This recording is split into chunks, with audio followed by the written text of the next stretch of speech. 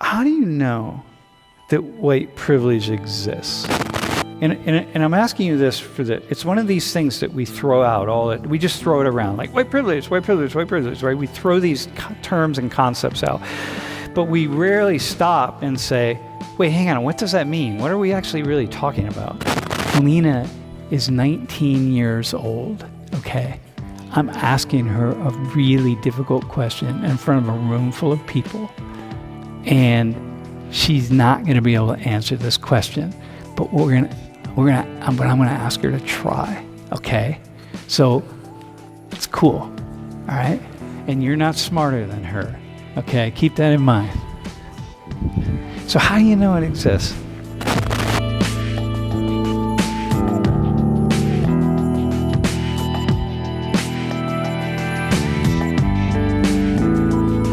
So the lighter it is, so you see like really light, that means the non-Hispanic white population is less than 25% in these counties. These are all counties, okay?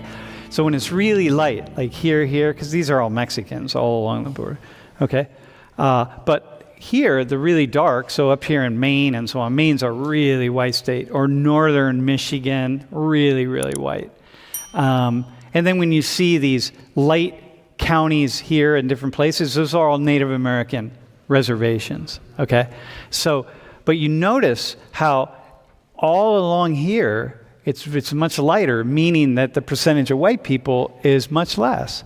So, if you grow up around these areas, or people that grow up in urban all along the eastern seaboard or in California, you think like, whoa, the U.S. isn't very, it's not very white, like there are no white people, but you got to go in the center of the country here.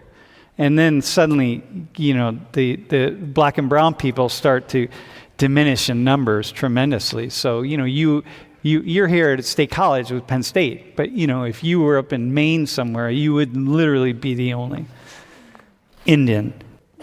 So this is 2010, the light here, and 2020, the darker, okay? And now this is the total number in the population in millions, and this is the percentage. So in 2010, 63.7% of the U.S. population was white, non-Hispanic. And then it shrunk to 57.8. So it shrunk by 6% in 10 years, owing to new immigrants coming in and the birth rate among black and brown people a little bit higher, mostly brown people, less black people. So here is the population of white people. Look at the Hispanic population's went up in 10 years. Black population went up by a couple million in 10 years, but it went down in percentage, right? And then this is mostly Asians here, Indians, South Asians, and East Asians, okay? So just think about it. The number of white people is diminishing and will slowly, in places like California, the white people are the minority. Okay, poor Americans, all right? I'd like you to comment on this, if you could. White people, of all the poor, this circle represents all Americans who are considered to be poor. It's 42.8, so 43% are white. You've heard the term white privilege. What do you think about that in relation to this? I think you hear a lot of things, but maybe people don't look at like facts and statistics about this. I mean, just looking at this graph, like a lot more white Americans in America are, I guess, poorer than other racial groups. Well, majority of people who are poor are not white, but not by much, right?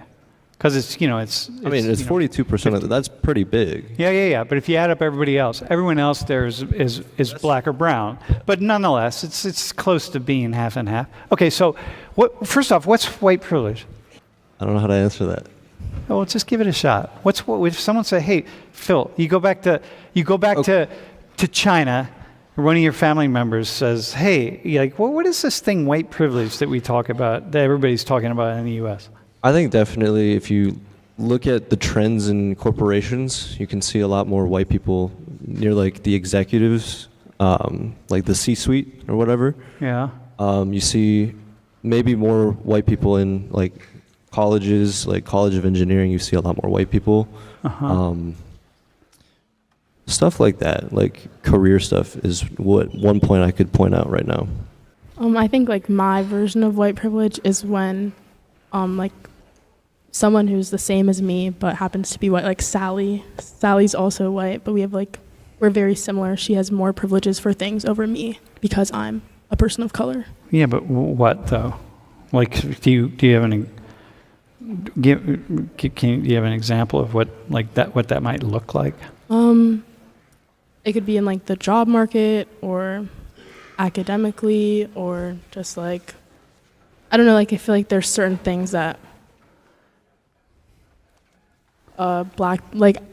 people of color are taught at home that make us, or like that we're taught that like we're different from other, like from white people sometimes. Yeah, okay, but is that privilege or is that? Well, I think it's like they have privileges that everyone should get. How do you know that white privilege exists? And I'm asking you this it's one of these things that we throw out we just throw it around, like white privilege, right? We throw these terms and concepts out, but we rarely stop and say, wait, hang on, what does that mean? What are we actually really talking about? Right? And so you get where I'm going here, because this is not a trap, and it's like, and hey, by the way, if you're watching, it's like, she's not going to have an answer to this question. Okay? How old are you? 19. Hang on. Can you zoom in on my face? Make sure I'm on the stream. Okay, go ahead, slow. Right here. I'm really white. I'm white. I'm white out. I got to try it. Okay, listen, man. Lena is 19 years old. Okay, I'm asking her a really difficult question in front of a room full of people, and she's not going to be able to answer this question. But I'm going to ask her to try. Okay, so it's cool. All right, and you're not smarter than her. Okay, keep that in mind. So how do you know it exists? Like things that we've seen in history so far have shown us that white privilege is real. Yeah, definitely in terms of history. I mean, there's no question that it's real. I mean, and there's generational privilege, and this is like the miracle of compound interest, right? You know, when you gather more of the wealth and then you invest that wealth, it doesn't take a rocket scientist to look at how the United States was set up. It's like with the Brits in India before you kicked them out, that the people who were able to collect more of that wealth for themselves are going to invest it, and they're going to be wealthier. So of course white people have more wealth, and so on. Like, oh my God, right? Okay, so history. Have you ever stopped to question whether white privilege is really in operation? Not really. Okay, that's cool. That's a fair answer. I mean, we're going to talk about it because that's part of what this class is, because it is in operation for sure. But, one of the things is it's really important to see the places in which it's in operation. Who has the privilege in India? Like, who? It's not white privilege, so what's well, it is, because, if I go to India, people want to, like, show me around and cook dinner for me, right? So that's white privilege. But, like, who has the privilege in India? Well, you do, obviously, because you're here. Yeah, kind of, but... Wait, hang on a second. Hang on. You catch that, right? She's here. She's not in India. She's here. You're gonna be here. If you grew up in the slums of Calcutta, right? You're not gonna be here. Okay, so clearly you have privilege. But who else has privilege? Who has privilege? Like, when you talk about it, like, who is it? If you ask like an average Indian, they would say people who have money. Okay. So it would be like that. Like people who are rich, people would think that they are privileged. Yeah. But I don't think it's always true. Yeah.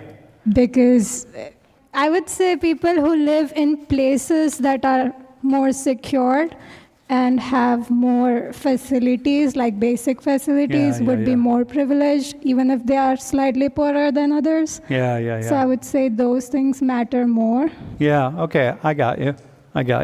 Would Indians, if there are Indians watching this, just average, middle working class, the guy who's I don't know, I'm in India, it's the guy driving the subway in Mumbai, in Delhi. are watching this and you're talking, are they looking at you right now going, oh man, she is like... Yes, I think as a student studying at Penn State undergrad, Yeah. they would think I'm privileged. Yeah, look at your shoes. Look at your, you're killing it. You know what I mean? Okay. All right. Do you feel some kind of way about that? Like here, white people feel, we feel kind of some way we're led to feel, I don't know, I don't think that's good, but we feel some kind of way about privilege when people say like, oh, you're privileged and you're white. There's a part of us that feels like sheepish and embarrassed, like we don't want to. Yeah. Like, it sometimes seems like it's their assumption. It's not always true. Yeah. Because it's not like, oh, just because I'm here, I don't face difficulties. They're sure. a part of life. But if they assume that just because I'm here, there are no problems, that's not true.